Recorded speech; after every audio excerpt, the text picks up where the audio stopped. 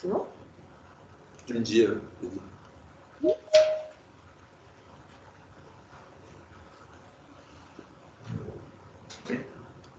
C'est bon? Bonjour à tous, donc je me présente, Monsieur Gérard Bonanno, je suis le directeur du Centre d'information et d'orientation d'Angoulême. Durant cette conférence, nous allons aborder les métiers du transport et de la logistique. Alors, à première lecture de ce terme, on se demande à quoi correspondent les termes logistique, transport. Ça peut faire aussi, ça peut évoquer les transports par la mer, par la terre, par la route, par les airs. Comment on transporte les marchandises et surtout, par exemple, quand vous avez des objets du quotidien, on se pose parfois la question, mais comment est-il venu dans nos mains? Parce que ce produit-là a une vie. Donc, pour nous parler de tous ces métiers qui, à première vue, sont un peu abstraits, nous avons fait appel à Madame Forgeron qui va se présenter et le monsieur à côté, dont j'ai oublié son nom, mais qui va se présenter. Je vais leur lancer la parole. À la fin de la présentation, n'hésitez pas à poser des questions. On essaiera d'y répondre le plus clairement possible. Bien sûr, vous aurez l'occasion de revoir cette conférence un peu plus tard, a posteriori. Donc voilà. Et surtout, n'hésitez pas à intervenir si ce n'est pas clair. OK, mais je pense que ça le sera. Donc je vais laisser la parole à Madame Forgeron et au monsieur qui l'accompagne. Et je suis désolé pour avoir oublié son nom, mais ça va être une erreur qui va être rectifiée tout de suite. Donc bonjour à tous, moi je suis Isabelle Forgeron, je suis responsable des ateliers du lycée Jean-Albert Grégoire depuis plusieurs années. Et donc on va vous parler de tous ces métiers-là et je suis accompagnée de... Christophe Rogier, donc je suis formateur animateur au sein d'un groupe industriel de Charente, le groupe Garando, en charge des métiers du transport. Voilà, donc on va faire la présentation à deux voix, on va la faire debout. On va essayer de la rendre la plus dynamique possible parce que ces métiers-là sont des métiers dynamiques et on va essayer de vous le faire passer comme ça. On va essayer aussi de tenir 20-25 minutes de présentation pendant lesquelles vous pourrez poser vos questions et on répondra, on continuera nos présentations à partir de vos questions. Donc allez-y, au fur et à mesure, posez vos questions sur le chat et on y répond. Donc on est parti puisqu'il ne nous reste pas très longtemps. Voilà. Déjà on déménage, un des métiers du transport et de la logistique. C'est ça. J'espère que tout le monde voit bien le tableau. Et donc, sur ce tableau, on vous a mis une première carte du monde. Parce que les métiers du transport et de la logistique, c'est à travers le monde que ça se passe tous les jours. Et donc, à travers ce monde, on va commencer par prendre un exemple de produit que vous avez tous ou que vous allez tous avoir très très vite. Un téléphone portable. Qui n'a pas de téléphone portable? Levez la main. Donc, un téléphone portable, un smartphone, tant qu'on y est. Ce smartphone, où est-ce qu'il est fabriqué, à votre avis? En France? Je suis sûre que dans les collèges, tout le monde va dire non, pas en France. Il est fabriqué où, Monsieur Rogier? Principalement en Asie du Sud-Est. En Asie du Sud-Est, dans une usine. Donc, une usine, un téléphone qui se fabrique. Ce téléphone, pour venir jusque vers ici, là, on est là à Angoulême, par où il va passer à votre avis? Avec quel mode de transport il va fonctionner? Il va arriver chez nous. Allez, qui est-ce qui sait? D'abord, certainement, sorti d'usine, il va prendre un camion pour aller jusque dans un port. Dans un port, et il va être acheminé, alors on verra tout à l'heure le circuit, pour venir quelque part en France, dans un grand entrepôt. Quand vous achetez votre téléphone, vous l'achetez chez qui en général? J'entends tout le monde me répondre. Monsieur Rogier? Oh, écoutez, soit dans un magasin de vente, on va dire sinon chez Amazon. Amazon. Voilà. On ne va pas faire de pub, mais pourtant c'est la triste réalité. Voilà. Donc l'entrepôt Amazon, de l'entrepôt Amazon, votre téléphone, il va certainement aller vers une plateforme logistique. Excusez-moi, j'écris pas très bien. Plateforme logistique. De cette plateforme logistique, votre téléphone, il va repartir soit vers un magasin de vente, tous ceux que vous connaissez, Voilà. D'accord? Directement à votre domicile. Ou directement à votre domicile, si vous avez commandé votre téléphone par Internet. D'accord? Donc, votre téléphone, qui est votre produit du quotidien, eh bien, c'est tous les métiers du transport, de la logistique et de la conduite routière qui vont faire qu'il va arriver chez vous. Donc, il a pris d'abord le camion, d'accord? Ensuite, on a dit, il a pris certainement, c'est quoi ça? Un gros bateau avec des conteneurs, votre téléphone était dans le conteneur. Puis, à l'arrivée au port, il a repris le camion pour aller jusqu'à Amazon. Puis, d'Amazon vers la plateforme, il a repris à nouveau un camion. Puis, de la plateforme vers le magasin ou vers chez vous, il va avoir pris un autre camion que je vais décider autrement. Et on va vous expliquer tout à l'heure le pourquoi. Voilà. Et donc, vous avez ici déjà deux grands métiers dans le transport et la logistique. Le métier ici de ceux qui conduisent les camions, qu'on appelle les conducteurs routiers, et les gens qui travaillent dans les entrepôts, dans les plateformes ou dans les magasins pour certains, qu'on appelle des gens de la logistique, magasiniers, logistique, on verra qu'il y a plein d'autres métiers. Sauf que pour que tout ça fonctionne et que les camions arrivent bien au bon endroit, eh bien ces camions, ils appartiennent à une entreprise de transport.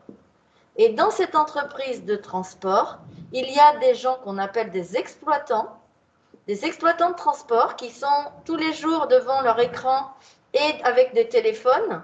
Eux aussi, ils ont leur téléphone. Et c'est eux qui vont permettre l'acheminement de la marchandise d'un endroit à un autre, puisqu'ils vont recevoir les demandes des fournisseurs, des demandes des clients, de vous aussi, quand vous cliquez pour acheter votre téléphone, quelque part, vous leur demandez de vous apporter un téléphone. Eh bien, ces gens-là, ils vont organiser l'activité des transporteurs routiers, de droite et de gauche. C'est un peu un métier de chef d'orchestre, moi j'aime bien dire ça, un métier de chef d'orchestre qui va organiser toute l'activité des conducteurs routiers pour que la marchandise qui est partie à un bout du monde arrive chez vous quelques jours après pour que vous ayez la marchandise et vous puissiez utiliser votre téléphone. Pensez à Noël. À Noël, vous avez tous certainement reçu des cadeaux, tous fait des commandes sur l'Internet. Eh bien, si les gens du monde du transport et de la logistique et de la conduite routière ne travaillaient pas, vous n'auriez rien eu. Donc, venez voir ces métiers-là. C'est des métiers qui sont actifs et acteurs tous les jours, mais ce sont des métiers de l'ombre qu'on ne voit pas et qu'on ne connaît pas. Donc, on va vous les réexpliquer un petit peu dans le détail. Et je vais laisser M. Rogier vous parler un peu du métier de la conduite routière. Je dis bien conduite routière. Tout à fait. Dans la conduite routière, on va trouver plusieurs possibilités d'activité pour les professionnels. La conduite routière, c'est quelque chose de vaste. On va avoir des véhicules qui vont faire de très longs parcours, d'autres des véhicules qui vont faire des parcours beaucoup plus petits. La distribution de marchandises, on vous a parlé là d'un smartphone, c'est un petit objet facile à transporter. On peut également transporter des objets beaucoup plus encombrants, beaucoup plus lourds. La distribution, c'est aussi ce que vous utilisez tous les jours sans même vous en rendre compte, hein. Dès lors que vous vous mettez à table, on utilise de l'alimentation et cette alimentation, eh bien, elle a bel et bien été livrée par des véhicules. Véhicules que l'on appelle des véhicules du groupe lourd pour la plupart d'entre eux. Aujourd'hui, vous savez qu'il y a une sensibilité aussi à l'écologie et on s'aperçoit que, par exemple, dans les centres-villes, vous voyez de moins en moins de gros camions et des camions qui ont des volumes plus petits. Certains même maintenant sont électrifiés afin de pouvoir acheminer les denrées nécessaires à la vie de tous les jours au plus proche de chez vous. Voilà, tout simplement. Donc, c'est un métier très vaste, hein. On peut trouver une multitude d'activités. Ces camions, voilà, ces camions, regardez, voilà. Je donne un camion à M. Rogier. Un petit porteur 4 roues. Alors, pour certains d'entre vous, ça ne veut pas dire grand-chose, c'est un terme un petit peu technique, mais on est sur un véhicule qui est plutôt compact, facile à conduire, qui peut arriver à se faufiler assez facilement dans des agglomérations et dans des rues un peu restreintes, où il n'y a pas beaucoup de place pour passer. Et puis, on va avoir, pour conduire ce véhicule-là, il faut que vous le sachiez, il faut être titulaire du permis C. Permis C, vous le voyez là, le permis C? Je ne sais pas si on voit. Permis C, voilà. Il existe d'autres types de véhicules. Alors, un tracteur routier auquel on vient accrocher ce qu'on appelle une semi-remorque. Hein. Pour pouvoir conduire ce type de véhicule, il faut être titulaire du permis. Du permis. Voilà. CE. CE, pardon. CE. CE, voilà.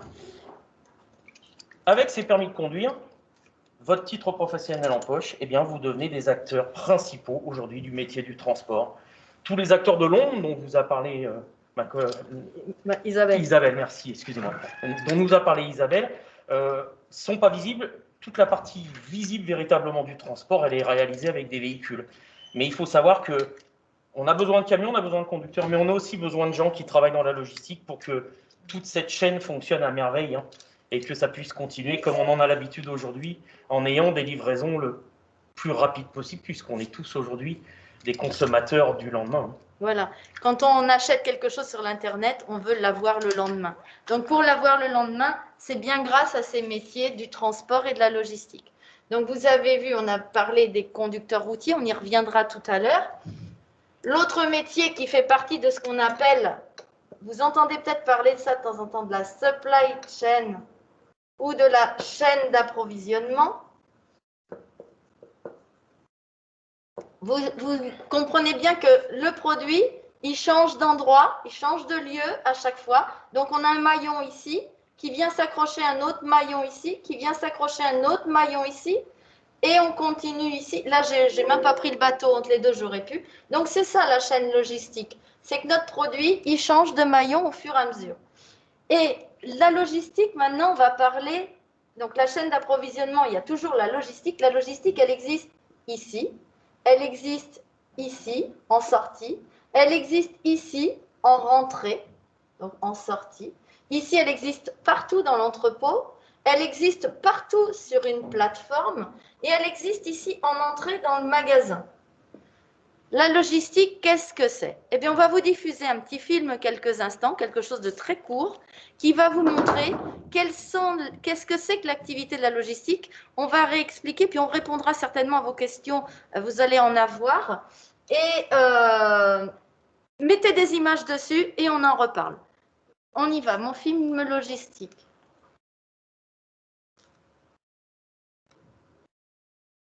C'est pas le VLC que vous avez ouvert là Non, ça c'est formation. C'est juste celui qui est en dessous. Voilà, celui-là. C'est parti, regardez.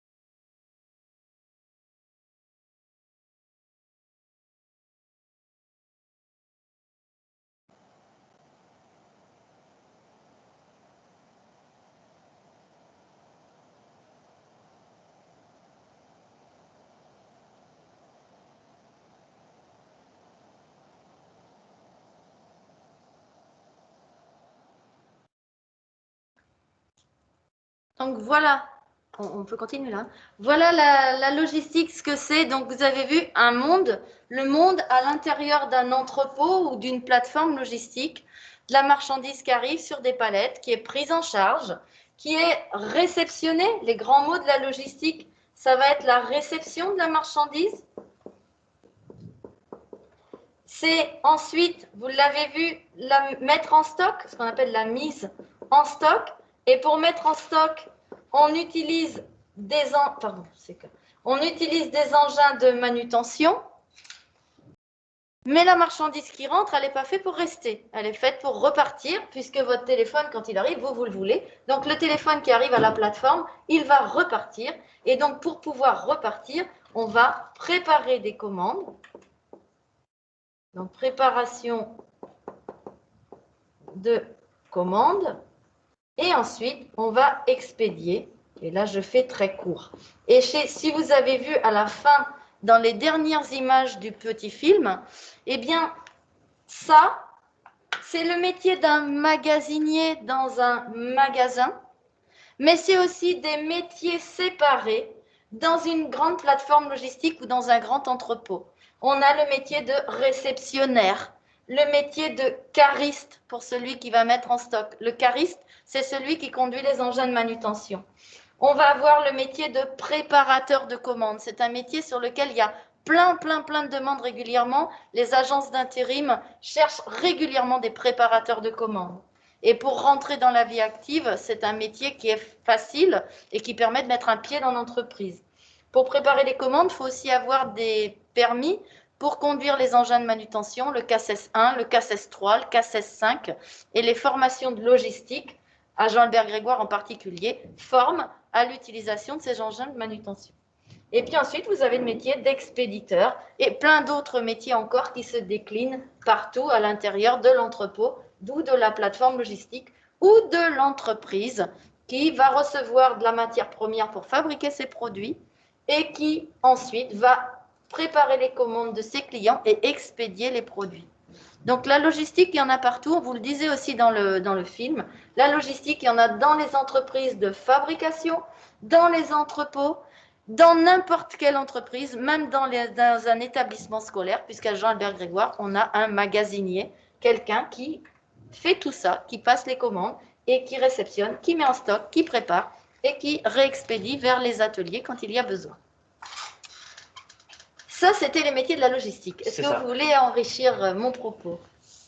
On peut l'enrichir. Ce qu'il faut que vous arriviez à comprendre, c'est que la logistique, c'est quelque chose de particulier. On vous parlait tout à l'heure de l'entreprise qui va produire vos téléphones portables. Vos téléphones portables, ils vont être acheminés vers l'Europe puisqu'ils partent d'Asie. Vous vous doutez bien qu'ils ne vont pas partir élément par élément. On va en faire partir une très grosse quantité, parfois plusieurs dizaines de tonnes. Ça va arriver sur les plateformes chez nous et c'est là que le métier de la logistique prend toute son ampleur puisqu'il va falloir s'assurer que chaque personne qui a voulu ce produit puisse être livré le plus rapidement possible. Donc on va arriver sur des très gros volumes qu'on va réduire, par exemple sur un entrepôt dans un premier temps. Ensuite, on va l'envoyer vers la plateforme avec les logisticiens qui, eux, vont redispatcher un petit peu ce produit pour seulement à la finalité de l'amener chez vous. C'est vraiment quelque chose qu'il faut prendre en compte, c'est-à-dire que vous pouvez travailler dans un entrepôt, comme on se le disait tout à l'heure avec Isabelle, pour gérer des très très gros volumes, et puis ou travailler sur une plateforme de logistique où vous allez là, cette fois-ci, diluer ces gros volumes pour qu'ils puissent être livrés à l'unité chez une personne, ou dans une quantité plus ou moins importante, par exemple dans un magasin, on va citer une marque, je vais dire Orange par exemple, qui ont la capacité de vous vendre vos téléphones au quotidien. Voilà. Reste à vous parler quelques instants du métier d'exploitant des transports. Donc, si conducteur routier, ça fait un peu image chez vous, vous voyez les camions sur la Nationale 10 ou ailleurs, ça vous parle? Les métiers de la logistique, avec les images qu'on vous a passées, vous commencez à mettre un peu de... La logistique, quand vous allez vers Poitiers, si vous allez avec vos familles vers Poitiers, à Annay, d'un côté, il y a toute la plateforme logistique d'Intermarché, des grands bâtiments. Eh bien, les images que vous avez vues tout à l'heure, c'est ce qui peut se passer dans cette plateforme logistique à Intermarché. Et il y en a plein en Charente, des plateformes logistiques comme ça. Donc ça peut commencer à sentir les choses. Maintenant, l'exploitant des transports, c'est un organisateur de transport. Lui, il ne conduit pas ni un engin de manutention, ni un camion. Il est, on a dit tout à l'heure, dans un bureau. Il fait du travail administratif. Si certains d'entre vous pensaient faire des métiers un peu dans l'administration sans trop savoir, je pense en particulier à des filles souvent qui disent « Ah ouais, j'aimerais bien être secrétaire ». Eh bien, écoutez, secrétaire, pourquoi pas, mais vous pouvez être secrétaire dans le monde du transport et mettre en évidence ici toutes les compétences administratives spécifiquement dans le monde du transport et dans le monde du transport routier souvent parce que c'est par là qu'on commence. Mais ça peut être aussi dans le transport maritime, dans le transport aérien, dans le transport ferroviaire. Tout à fait. Voilà. Et là, donc, c'est un métier d'organisation, puisque vous allez recevoir les demandes des clients qui disent, par exemple, eh bien, j'ai 15 palettes à envoyer à Sydney en Australie. Je travaille chez, aidez-moi, non, chez Schenker, par exemple. Je travaille chez Schenker et le roi Sommer, vous connaissez sans doute le roi Sommer ou Nidec, dit j'ai 10 palettes à envoyer à Sydney. Eh bien, l'exploitant des transports doit être capable d'organiser le déplacement de la marchandise depuis chez le roi Sommer, là, à côté d'Angoulême, pour aller à Sydney, ici en Australie, Sydney qui se trouve par là. Voilà, d'accord? Donc maintenant, qu'est-ce qu'on fait? Comment on fait? Eh bien, voilà le côté passionnant. Les exploitants vous disent, je voyage tous les jours, sans sortir de mon bureau, puisque je voyage avec ma marchandise. Ce qui m'impose de connaître parfaitement sur la France mes départements. Mais quand je travaille dans un service international et de transport international, je dois connaître parfaitement ma géographie mondiale et puis faire tous les documents qui vont avec. Et quand je pars à l'étranger, eh bien, il y a tout un tas de documents qui sont à produire puisqu'il y a des responsabilités, il y a des douanes, il y a des assurances, il y a tout un tas de choses à faire. Et ça, c'est des métiers qu'on n'imagine même pas, mais qui utilisent des compétences administratives.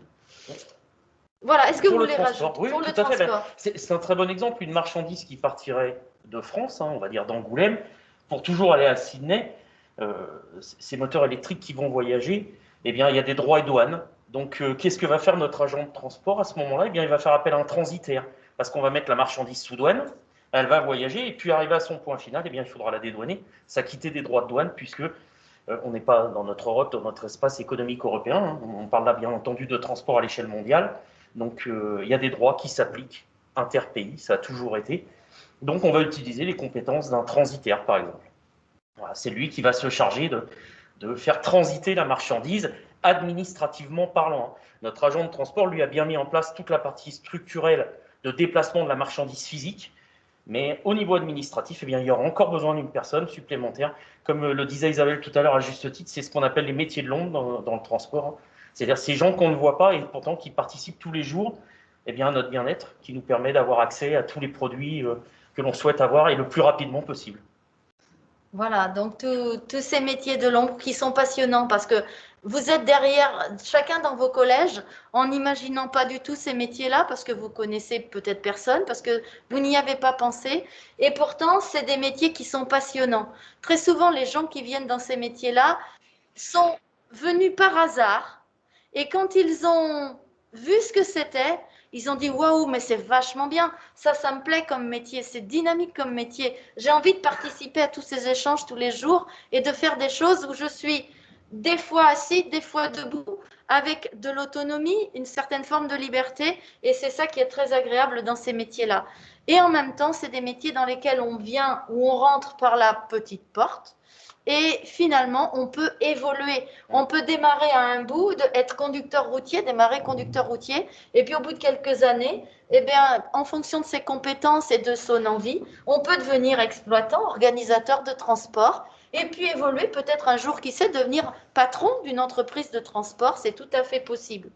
Et le lycée Jean-Albert Grégoire prépare à tous ces métiers-là, du bac pro au BTS.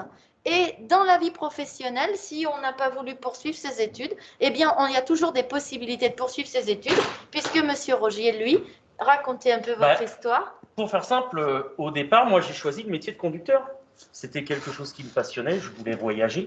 Alors, comme je vous l'ai dit un petit peu tout à l'heure, conducteur, je peux très bien faire du centre-ville, je peux aussi aller à l'autre bout de l'Europe avec un camion.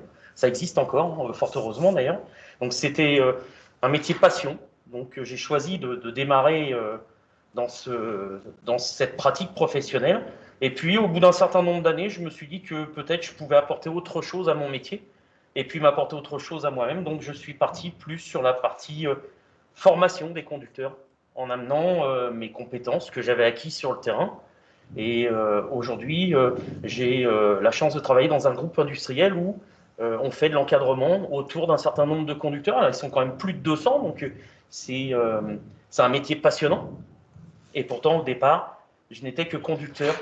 C'était mon choix. Voilà. Voyager et voir le monde, et puis voir le monde, on s'enrichit, et après, on peut peut-être redistribuer aux autres. Voilà, enfin, c'est une expérience qui m'est toute personnelle, mais qui est représentative de notre métier. Voilà.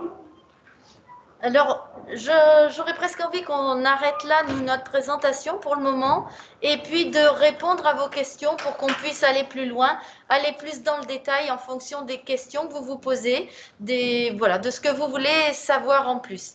On va enrichir. Est-ce que vous avez eu quelques questions? Non? Pas encore. Alors, on vous laisse quelques instants pour poser les questions. Peut-être la petite vidéo sur le métier de conducteur. On vous passe la vidéo sur le métier de conducteur. Ça va peut-être aussi amener des questions. Allez, regardez.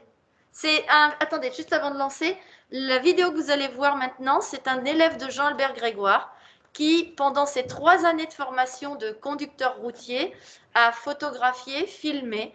Il est venu à la fin de ces 3 années de formation nous amenant 20 minutes de film. Ces 20 minutes, on les a raccourcies à 2 minutes de film.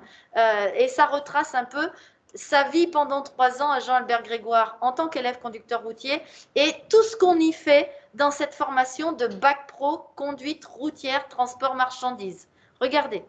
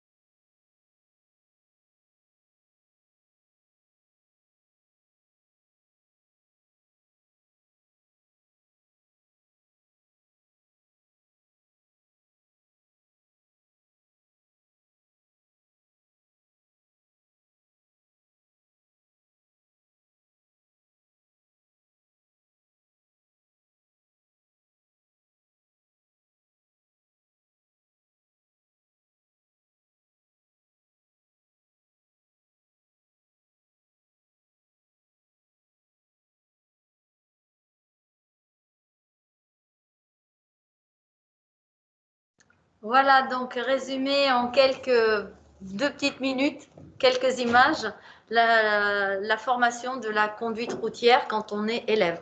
Après, la profession, c'est une autre histoire. Je n'ai pas la suite encore aujourd'hui.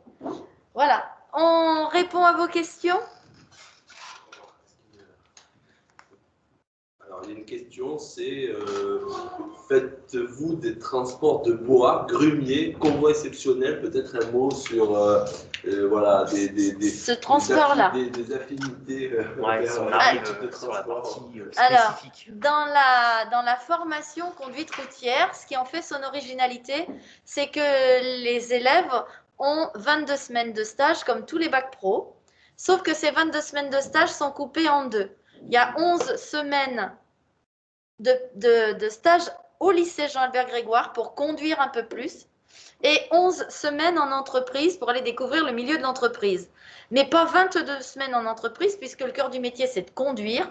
Et quand on est en formation, on a moins de 18 ans, on ne peut pas conduire sans moniteur auto-école. Donc, dans l'entreprise, on ne peut pas conduire. Mais on va quand même, pendant 11 semaines, découvrir les entreprises. Et pendant ces 11 semaines, il y a 5 semaines de stage qui doivent être réalisées dans une entreprise de transport spécifique. Transport frigorifique, transport d'animaux vivants, transport exceptionnel, transport de marchandises dangereuses, transport de bois, transport de convois exceptionnels, transport dépannage de camions. Voilà, tout ça, c'est le jeune qui choisit l'entreprise dans laquelle il a envie d'aller. Donc, nous, on ne donne pas une formation spécifique à ça, mais cette formation, elle est faite et acquise pendant le temps de formation en entreprise. Voilà. Alors, à savoir que, en tant que responsable d'une entreprise de transport, on a tous à cœur de vous accueillir. Il va de soi que votre présence est très importante pour nous. Dans notre profession, on a besoin de conducteurs qui sont capables d'agir ou d'interagir dans des domaines différents.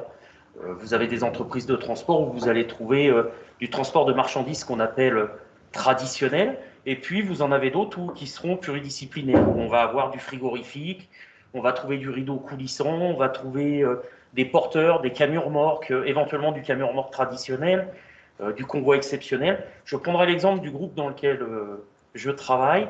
Nous avons des conducteurs qui réalisent des livraisons de marchandises qui sont des matériaux de construction, par exemple pour bâtir des maisons. On a des conducteurs qui roulent des camions bennes, qui vont alimenter tout un tas de structures qui ont besoin de matériaux issus de la terre, hein, tout simplement, donc de la granulométrie, du caillou, pour différents métiers. Voilà. On va avoir des véhicules aussi qui vont acheminer dans nos magasins de distribution des marchandises qui vont être mises à la vente pour tout client qui aurait besoin de ces marchandises. C'est pour vous dire que c'est vraiment à vous d'essayer de sélectionner les entreprises dans lesquelles vous allez aller, parce qu'elles feront tout leur possible pour vous montrer l'aspect technique de ce métier de conducteur routier. Voilà. Et le métier de conducteur routier, c'est pas simplement déplacer des marchandises, attention. Vous n'êtes pas non plus tout seul au volant toute la journée. Vous êtes toujours en relation avec votre exploitant de transport. Et dans vos compétences, certes, il faut savoir conduire, mais il faut savoir aussi choisir son itinéraire, pas se laisser emmener par le GPS bêtement dans un endroit où on ne peut plus sortir, ça arrive. Donc, il faut préparer son itinéraire. Donc, savoir lire une carte, connaître sa géographie. Il faut savoir communiquer avec les donneurs d'ordre, les personnes qui vont vous accueillir à l'arrivée ou au départ à la prise de marchandises. Il faut connaître son camion, savoir un petit peu si on entend un bruit bizarre à son camion, pourquoi il a ça, mon camion. Donc, un peu de notion de mécanique. Il faut aussi connaître la réglementation sociale européenne. Tiens, parlez-moi, monsieur Rogier. Alors, la réglementation sociale européenne, c'est tout ce qui va encadrer l'activité d'un conducteur routier. Il y a des lois, certains d'entre vous ont peut-être entendu parler, par exemple, un conducteur routier ne peut pas rouler plus de 4h30 d'affilée. Au-delà de ces 4h30, il devra automatiquement faire une pause. C'est une garantie que la personne ne va pas aller au-delà de ses possibilités physiologiques et donc va pouvoir prendre un temps de repos à lui pour boire un café ou aller déjeuner, se reposer, en tout cas, une certitude, se reposer, de façon à toujours avoir une conduite routière qui soit la plus sécuritaire possible. Vous vous en rendez tous compte, il y a de plus en plus de véhicules sur les routes. Et un véhicule du groupe lourd, c'est un véhicule qui peut peser, on va dire la norme, hein, c'est 44 tonnes. Donc c'est beaucoup plus lourd qu'une voiture et plus difficile à manipuler, plus difficile à déplacer. Donc c'est vraiment une compétence spécifique que vous devrez acquérir pendant vos 3 années, par exemple dans le lycée Jean-Albert Grégoire. Voilà. Juste pour vous donner une idée, 44 tonnes, une voiture moyenne, c'est 1 tonne, un peu plus d'1 tonne. Les voitures un peu plus grosses, 2 tonnes. Voyez le nombre de voitures que ça fait, un camion chargé. Donc il faut vraiment être très rigoureux, très sérieux. Une grande implication. Une grande implication, un grand engagement. On ne peut pas confier un camion à quelqu'un qui n'est pas sérieux. Voilà. Donc pendant 3 ans, si vous avez envie d'apprendre à conduire des camions, de devenir ces conducteurs routiers d'exception, on va dire, tant mieux, des gens qui seront consciencieux sur la route, des vrais professionnels de la route, eh bien voilà, c'est le bac pro. Alors j'y tiens 2 secondes, regardez bien, c'est bien le bac pro CTRM. Tout le monde regarde bien, si vous voulez devenir conducteur routier, c'est bien ce bac pro-là qu'il faudra noter sur vos documents d'orientation. Bac Pro, CTRM. Et surtout pas transport. Transport, non. D'accord? CTRM. Il y a une question justement sur les conducteurs. Là, il y a des obligations à respecter. Et la question, alors elle est de Maëva. J'ai entendu parler qu'il y a des sortes de cartes au-dessus des conducteurs pour leurs horaires qu'ils doivent respecter. Alors, comment ça fonctionne? Et puis, si vous pouvez aller un peu plus loin, est-ce que c'est compatible avec, par exemple, une vie de famille, d'exercer le métier de conducteur routier? Alors, encore une fois, il y a toute possibilité. Vous n'êtes pas obligé de partir à la semaine, vous pouvez partir à la journée. Il y a même dans certaines compagnies de transport des gens qui travaillent avec des horaires aménagés parce qu'il y a des besoins pour les entreprises aujourd'hui qui ne sont pas toujours pourvus et on en arrive même à pouvoir aménager certains horaires. Pour en revenir à la carte conducteur, c'est à l'issue de votre formation, quand vous avez obtenu votre diplôme, eh bien, on fait une demande, ce que l'on appelle de CQC. Et une fois que cette carte de qualification aura été fournie, eh bien, on fera une demande tout simplement de carte conducteur. Cette carte conducteur est à insérer dans le tachygraphe numérique aujourd'hui. Et votre tachygraphe, eh bien, ça va être une aide très précieuse parce qu'elle va vous permettre de savoir combien d'heures il vous reste à rouler. C'est vraiment un outil très technique. Il a la capacité de vraiment vous aider. Il va vous dire depuis combien de temps vous roulez, combien de temps il vous reste à rouler. Éventuellement, si vous avez scindé, vous verrez tout ça en cours, mais il y a des pauses qui sont obligatoires, mais on peut les scinder en deux parties. Donc, il y a toute une activité technique à acquérir. C'est pour ça que l'école dure si longtemps, parce que malgré tout, c'est un métier très technique, celui de conducteur. Et je suis vraiment ravi que la question vienne d'une fille. Sachez qu'en tant que recruteur du groupe, nous en recrutons. Et nous sommes très heureux de voir des filles aujourd'hui venir nous rejoindre dans notre métier qui était avant un métier plutôt masculin. Et on a besoin justement de ce côté féminin aujourd'hui pour donner à nos entreprises une vision un petit peu différente. Quand on voit une jeune femme au volant d'un gros véhicule comme ça, ça fait toujours une impression un peu particulière au début, mais nous sommes vraiment ravis de vous accueillir. Et en même temps, les véhicules sont construits et conçus aujourd'hui pour être très faciles à conduire. Qu'on soit un garçon ou une fille, il n'y a aucune importance. C'est aussi facile l'un que l'autre. Oui. Voilà. Et à Jean-Albert Grégoire, des filles, on en a tous les ans, 5 ou 6, qui viennent pour exercer ce métier-là. Et alors, les 6 iront pas forcément tout au bout, mais celles qui vont au bout sont très heureuses de faire ce métier-là. Et moi, j'en connais certaines qui changeraient pour rien au monde. Donc, comme vous disiez, M. Rogier, il suffit après de voir avec son entreprise pour adapter les horaires. Certes, quand vous allez être maman, pendant un temps, vous ferez pause sur ce métier-là, mais vous pouvez revenir après, il n'y a pas de difficulté. Si vous êtes passionnée et sérieuse, ça marche parfaitement bien. Tout à fait. Une autre question peut-être? Alors, il y a des questions dont les questions n'arrivent pas, n'hésitez pas. Alors, moi, j'ai peut-être une question à vous poser.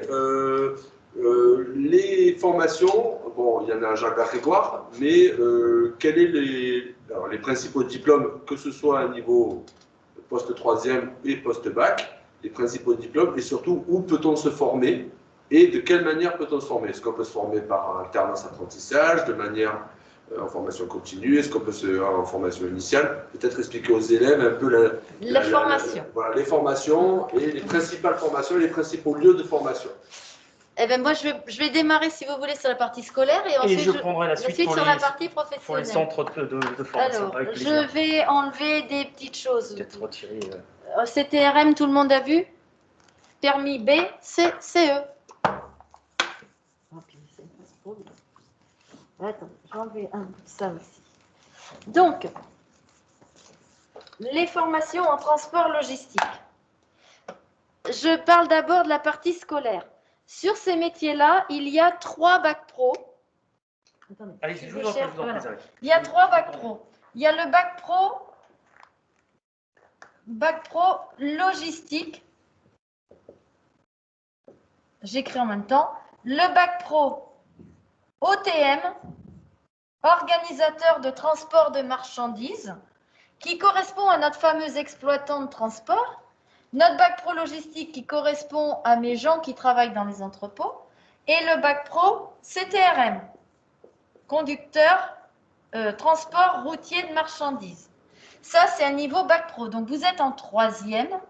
Vous sortez de la 3e, vous pouvez rentrer dans ces filières de bac pro logistique pour 3 ans. Derrière, si vous souhaitez poursuivre vos études, c'est possible.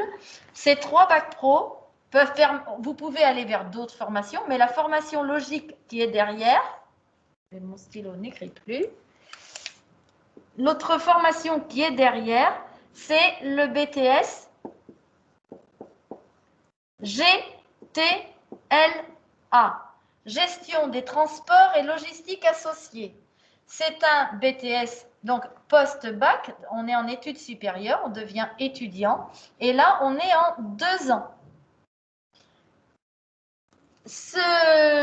Les bacs pro sont en scolaire, le BTS GTLA est en scolaire, mais aussi en apprentissage. Donc, pour suivre cette formation, soit vous suivez en scolaire normal, soit vous faites le choix de l'apprentissage. Ça veut dire que vous trouvez une entreprise, comme celle de M. Rogier, qui accepte de vous prendre comme apprenti pendant 2 ans pour travailler dans un service exploitation à l'organisation de la vie des conducteurs routiers, des plannings, des tournées, de la gestion sociale des conducteurs routiers. Et derrière ce BTS, ça ne sera plus à Jean-Albert Grégoire, mais vous pouvez encore continuer en licence pro et en école spécialisée du monde du transport. Voilà. Ou alors, vous partez dans la vie active et quelques temps après, vous décidez de poursuivre vos études ou d'enrichir vos compétences. Et là, à ce moment-là, vous passez dans la formation continue. Et là, je laisse la parole à M. Rogier. Voilà. Alors, juste une petite chose, Isabelle, vous me disiez tout à l'heure que lorsqu'on sort avec son l'attestation de capacité de transporteur, il la récupère avec le BTS, hein, c'est ça? Voilà, c'est ça. Ça veut dire que quand on passe un BTS et qu'on est reçu au diplôme du BTS, eh bien, on obtient par équivalence une attestation de capacité. Ça veut dire que si derrière la caméra, certains d'entre vous se disent « Ouais, moi j'aimerais bien devenir conducteur routier pour un jour avoir ma propre entreprise de conduite routière », eh bien, venez en bac pro CTRM, poursuivez en BTS GTLA. En réussissant votre BTS, vous aurez votre attestation de capacité et cette attestation de capacité vous permettra de vous mettre à votre compte comme patron transporteur. Alors voilà pour la partie, je dirais, établissement scolaire. Il existe une autre solution qui, bien entendu, va vous obliger à avoir votre majorité, être titulaire du permis B. Et là, il existe des centres de formation. Alors, je vais citer deux principaux centres qui existent, en tout cas pour la Charente, qui vont être l'AFT et l'AFTRAL, et particulièrement, bien entendu, aussi l'ECF. Il y en a plein d'autres, hein, je vous en cite que 2. Ces centres de formation sont à même de vous apporter une formation pour devenir conducteur routier. Alors, plusieurs solutions s'offrent à vous dans votre choix. Il y a ce qu'on appelle aujourd'hui les apprentissages longs, c'est-à-dire en 10 mois, vous sortez avec un CAP de conduite routière. Et il y a aussi ce qu'on appelle la formation titre de transport qui va faire de vous, en 12 semaines, un conducteur routier. Grosso modo, c'est le passage d'un permis C. Donc, vous ne pourriez rouler qu'avec un véhicule isolé, donc un véhicule sans remorque. Et vous êtes à la sortie titulaire également de la FIMO, qui est la formation initiale minimale obligatoire aujourd'hui pour pouvoir conduire un véhicule du groupe lourd. Au terme de ces 12 semaines, eh bien, la réalisation du permis EC sera pour vous, je dirais, pratiquement obligatoire pour pouvoir conduire, si vous souhaitez rouler avec un véhicule articulé. Et à partir de là, vous êtes à même de pouvoir exercer le métier de conducteur routier. En choisissant cette formule-là qui est condensée, hein, qui est relativement rapide, il faut savoir que c'est plus compliqué de pouvoir ouvrir son entreprise de transport parce que pour ouvrir une entreprise de transport, il faut impérativement avoir l'attestation de capacité de transporteur et ça nécessite un certain niveau de connaissance quand même. Voilà, je le note. D'autres questions peut-être? Alors, je regarde. Alors, des questions d'un élève. En tant que patron chef d'entreprise, pouvons-nous toujours conduire? Bien sûr, bien entendu. Vous avez, alors, juste pour vous donner un ordre d'idée, il faut savoir que sur le territoire national, encore à l'heure d'aujourd'hui, 64% des entreprises de transport compte moins de 5 salariés. Dites-vous bien qu'une entreprise de transport de moins de 5 salariés, le patron est très souvent un patron de chauffeur. Hein, pour beaucoup, c'est un métier passion, la conduite routière, et tout particulièrement en poids lourd. Et comment vous dire, c'est l'occasion pour un conducteur de se dire, j'ai exercé pour d'autres pour acquérir mes compétences pendant un certain nombre d'années, je me mets à mon compte et puis je vais acheter le camion que j'ai envie d'avoir. Par exemple, je vais citer la marque, pour citer celle-ci par exemple. Et effectivement, forcément, vous avez, c'est vraiment un métier coup de cœur, hein. C'est quelque chose qui est très particulier, je dirais parce que c'est sanguin, on le sent en soi, et oui, effectivement, et après on est patron, chauffeur, puis un jour on grossit, peut-être, hein, après c'est des choix qui vous seront tout personnels, et vous pouvez un jour vous dire, non, moi j'ai suffisamment roulé, maintenant je vais devenir mon exploitant de ma propre entreprise. Voilà, c'est-à-dire que c'est moi qui vais exploiter tout ça au sein d'un bureau, éventuellement, si le cœur vous en dit. Mais oui, vous pouvez rouler en tant que patron, il n'y a aucun problème. Et les propos de M. Rogier vont dans le même sens que tous les partenaires professionnels que je côtoie, moi, quand mes élèves vont en stage. Les transporteurs sont des gens de passion. Voilà, ça c'est très très fort. C'est très très fort. Les amicales d'anciens aussi conducteurs routiers, ça existe et c'est très puissant. Juste une anecdote, Jean-Albert Grégoire a ouvert une page Facebook depuis quelques mois. Je vous encourage à y aller. Sur Facebook, vous tapez lycée Grégoire ou lycée des métiers Jean-Albert Grégoire, vous allez tomber sur la page Facebook. De toute façon, par le site du lycée, vous pouvez y tomber. Et jusque-là, j'ai filmé des élèves en activité sur toutes les formations de Jean-Albert Grégoire, mais vous verrez aussi des conducteurs routiers. Et la vidéo qui a fait le plus de vues, c'est une vidéo de conduite routière, une jeune fille qui l'a fait savoir à tous ses amis et qui a été relayée et relayée et relayée. Et voilà. Donc là, le monde de la conduite routière, c'est vraiment un monde de passionnés. Alors justement, comment peut-on, en période actuelle, hein, comment peut-on donner envie à des jeunes qui hésitent ou qui ne connaissent pas l'envie d'aller voir ces métiers? Comment ils peuvent faire? Après, on va prendre d'autres questions. Hein. Comment on pourrait leur donner envie? Et alors, je ne sais pas, hein, visite sur des plateformes, voilà. Comment on peut leur donner envie d'aller vers ces métiers, justement, surtout des métiers comme là on parle beaucoup de transport, mais la logistique, par exemple, comment on peut leur donner envie d'aller vers ça? J'aurais tendance à dire que l'idéal, c'est de venir nous voir. Vous pouvez prendre contact avec des sociétés de transport public et leur exprimer votre envie de venir voir comment ça se passe, voir quelles sont les différentes façons de transporter, parce que j'emploie bien ce terme-là volontairement. Il y a différentes façons de transporter de la marchandise. Ça peut vous permettre de voir précisément ce qui se passe dans ces métiers-là, de rencontrer les valeurs humaines de ce métier, parce que vous vous rendrez vite compte que dans ce métier-là, il y a beaucoup de... Je dirais que c'est très chaleureux. Hein, c'est un métier de contact, hein, c'est un métier encore une fois, je le dis, mais très très souvent de passionnés, et qui sont complètement ravis de voir des jeunes qui viennent essayer de comprendre ce qui se passe, comment ça fonctionne. C'est valable dans le transport, mais je pense qu'Isabelle nous dira la même chose sur l'entrepôt. Allez contacter ces chefs d'entreprise, dites-leur que vous avez un besoin, une envie de venir voir, de comprendre ce qui s'y passe, comment ça fonctionne. Moi, je crois sincèrement que ceux d'entre vous qui veulent vraiment aller voir, qui se disent « ouais, tiens, ça me dit quelque chose, ça », osez pousser les portes. Quand je vous parlais tout à l'heure de la base d'Annay ou de la base Lidl à Vars, très honnêtement, allez-y. Présentez-vous à l'accueil, demandez, expliquez pourquoi vous venez. On va peut-être pas vous recevoir séance tenante, mais je suis sûre que quelqu'un va vous dire prenez rendez-vous avec moi ou je vous donne un rendez-vous, vous revenez et je vous accorde une demi-heure, 3/4 d'heure, 1 heure et je vous montre. Mieux encore si vous venez à 2 ou 3 copains pendant les vacances de Pâques par exemple ou n'importe quand. Osez pousser ces portes-là. Les gens aiment parler des métiers qu'ils font, ils sont passionnés par leur métier. Donc forcément, ils accepteront de vous en parler. Osez pousser ces portes-là, osez aller visiter, osez demander à les visiter. Je suis sûre qu'on vous ouvrira. À Jean-Albert Grégoire aussi, si certains d'entre vous souhaitent venir voir, certes, les portes ouvertes ne vont pas avoir lieu en physique vont avoir lieu en virtuel. Mais d'ici le mois de mai, si la pression du Covid nous laisse un peu tranquille, je suis prête, moi, à accueillir un petit groupe d'élèves qui ont envie de venir découvrir ce que c'est ces métiers-là.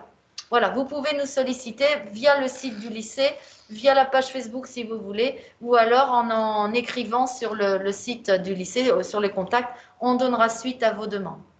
Alors, il y a une autre question de Maëva qui a l'air passionnée, c'est bien. intéressée en tout cas. Elle me pose la question, c'est quoi la différence entre un permis C et un permis CE? CE. Et aussi, moi je pourrais rajouter une question, justement pour des femmes qui se dirigeraient vers ces métiers-là. Au niveau de la technologie des machines qu'elles utiliseraient, il y a une évolution. Est-ce que ça pose problème ou est-ce que ça se conduirait justement comme une voiture d'une tonne, etc. Donc on va peut-être d'abord répondre au permis et puis après sur les évolutions technologiques. Alors, la particularité du permis C, c'est que vous pouvez conduire. Les maquettes sont juste derrière vous, Isabelle, s'il vous plaît. Voilà, pour bien comprendre, voilà ce qu'on appelle un véhicule permis C, c'est-à-dire que c'est un véhicule en général 4 ou 6 roues, voire 8 roues, puisqu'il existe aussi en 8 roues. Et c'est un véhicule, ce qu'on appelle un véhicule autonome, c'est-à-dire qu'il est seul, il n'a pas de remorque. Hein. Le moteur fait partie intégrante du véhicule, en fin de compte. Grosso modo, on pourrait grossir les choses pour Maëva, c'est dire c'est une très grosse voiture. Voilà. C'est un véhicule autonome. Et dès lors qu'on va passer sur un permis EC, on va passer sur ce qu'on appelle un tracteur routier, auquel on va venir atteler une remorque. Voilà. On n'en a pas, mais c'est pour vous expliquer. Donc, ce qu'on appelle plus communément dans notre métier le semi-remorque. Il existe aussi une autre solution, je suis obligé de revenir un petit peu en arrière. Je peux aussi conduire un porteur, c'est ce véhicule autonome, auquel je vais venir atteler derrière une remorque, vous en voyez de temps en temps. J'entendais parler tout à l'heure par exemple de grumiers. Eh bien les grumiers utilisent beaucoup les camions remorques parce que c'est des véhicules qui sont plus faciles à amener sur les lieux de chargement de ces grumes. Plus difficile à reculer certes, mais c'est un apprentissage. Voilà, donc on a vraiment l'opportunité de rouler avec des véhicules soit ce qu'on appelle isolés, soit des véhicules qu'on appelle articulés dès lors qu'on leur met une remorque. Voilà pour la particularité des permis de conduire. Et dès qu'on met une remorque, le permis s'appelle CE. Ouais, CE. Avec votre voiture, c'est le permis B. Vous tractez une grosse caravane, il vous faudra le permis BE. Un autocar, c'est le permis D. Vous mettez une remorque derrière l'autocar, c'est le permis DE, tout simplement. Voilà. Et donc, quand on est en formation conducteur routier, j'avais écrit tout à l'heure, on passe le permis B, permis voiture, la première année. Le permis C, la deuxième année, pour apprendre à conduire des véhicules isolés, comme des porteurs. Et le permis CE, quand on est en troisième année. Et quand on a son bac pro, qu'on sort avec son bac pro, eh bien, on fait valider, si on a réussi son bac pro, on fait valider ces 3 permis. Et dès qu'on a 18 ans, eh bien, on fait valider ces permis. On a sa petite carte rose pour pouvoir conduire tous ces véhicules. Et pour conduire ces véhicules-là articulés, dans la vie de tous les jours, il faut avoir 21 ans. Quand on a suivi la formation de bac pro conducteur transport routier de marchandises en 3 ans, on a le droit, on vous donne le droit de les conduire dès 18 ans parce que vous avez été en formation pendant 3 ans. Voilà. Et c'est pas difficile à conduire pour les filles, puisque je répète tout à l'heure, on a des filles, des grandes, des moyennes, des petites, qui conduisent les 44 tonnes sans grande difficulté. Voilà. Alors, pour répondre à la question de Maëva, Isabelle a eu au sein de son titre routier, il y a un peu plus d'une année de ça, une jeune fille que nous avons recrutée dans notre groupe et qui roule pour nous maintenant depuis pratiquement une année. Voilà, elle est titulaire de son CTRM. Et elle a intégré notre groupe et elle roule aujourd'hui en benne et elle fait de la distribution de produits primaires, c'est-à-dire tout simplement de cailloux, tous les jours. Alors avec, pour citer des exemples, tout à l'heure vous demandiez pour les horaires, au sein de notre groupe industriel, on a des gens qui sont en journée, qui vont commencer leur journée à 5 h du matin et la finiront en général vers 15-16 h. Et on a des gens qui vont commencer leur journée à 3 h du matin, la finir à 13 h. Et à 13 h, on a une autre équipe qui arrive et qui prend la place. Tout simplement, les deux conducteurs s'échangent le véhicule. Il y en a un qui rentre chez lui, puis l'autre va faire 13 h, 22, 23 h à peu près. C'est les horaires qu'ils ont d'après-midi.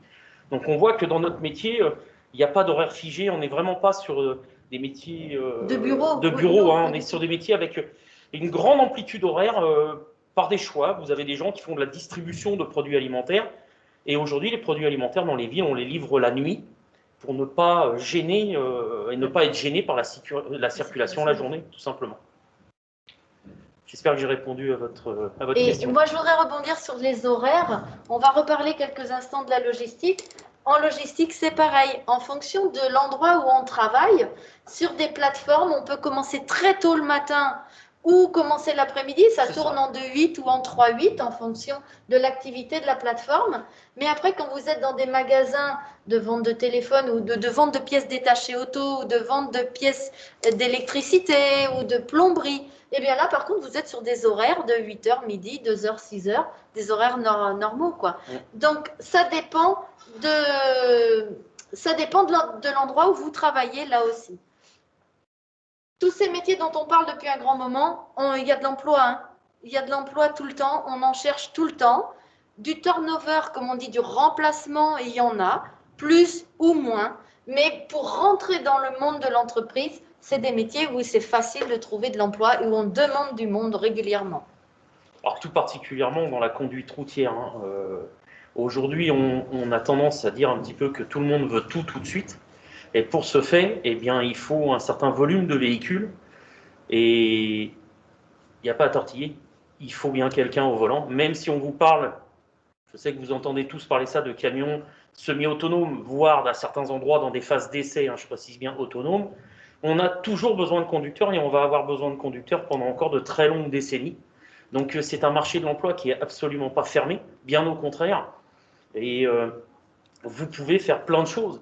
On a parlé, Isabelle vous a parlé de logistique, moi je vous ai plus parlé de la partie conduite, mais sachez que dans certaines entreprises, eh bien, je peux être chauffeur magasinier.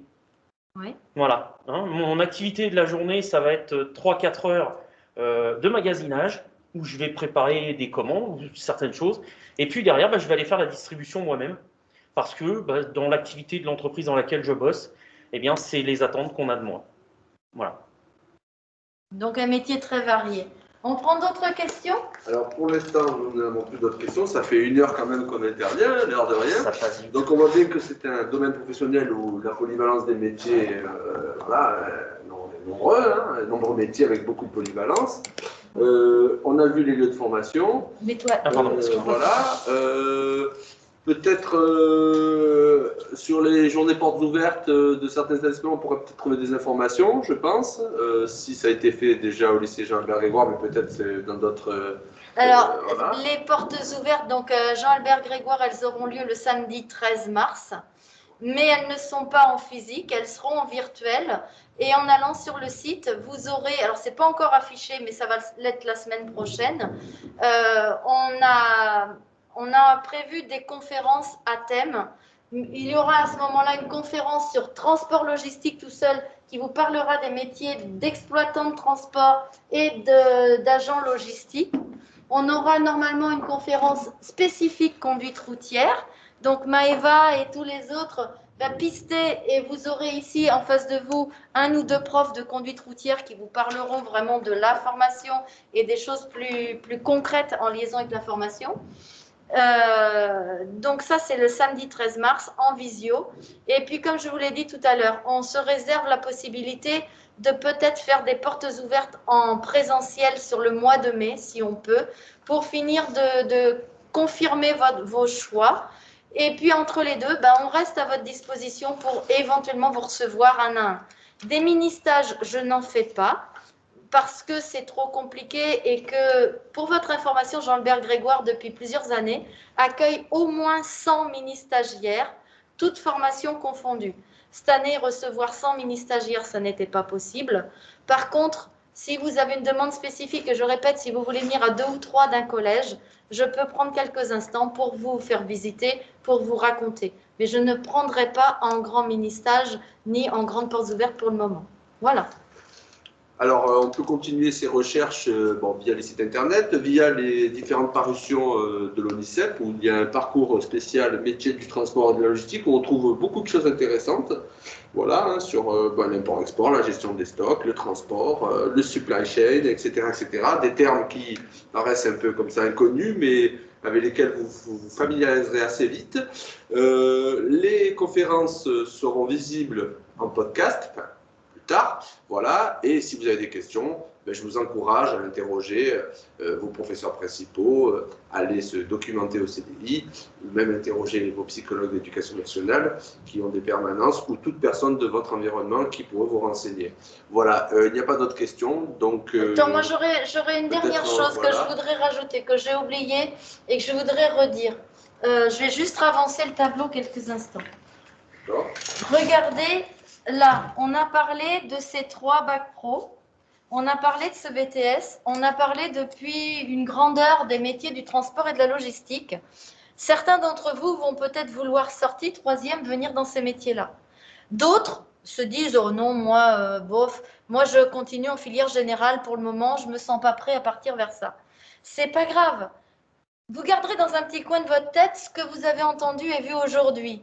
Et puis peut-être que vous allez aller en lycée, faire un bac scientifique, général, ce que vous voulez.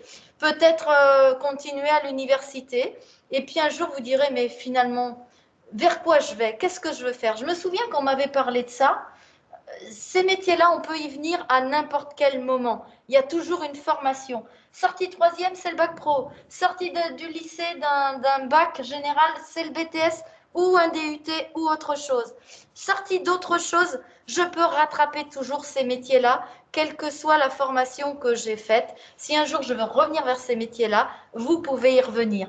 C'est des métiers opérationnels, c'est des métiers organisationnels, c'est des métiers stratégiques en fonction du niveau d'études que vous avez fait. Donc, il y a de la place pour vous dans ces métiers de l'ombre. Pensez-y, venez-y, sautez dans la marmite, comme tous les passionnés, et pensez-y, c'est des métiers formidables.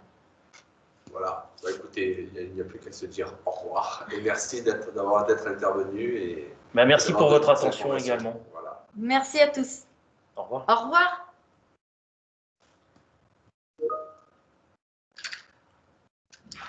C'est bon, c'est coupé, Mehdi.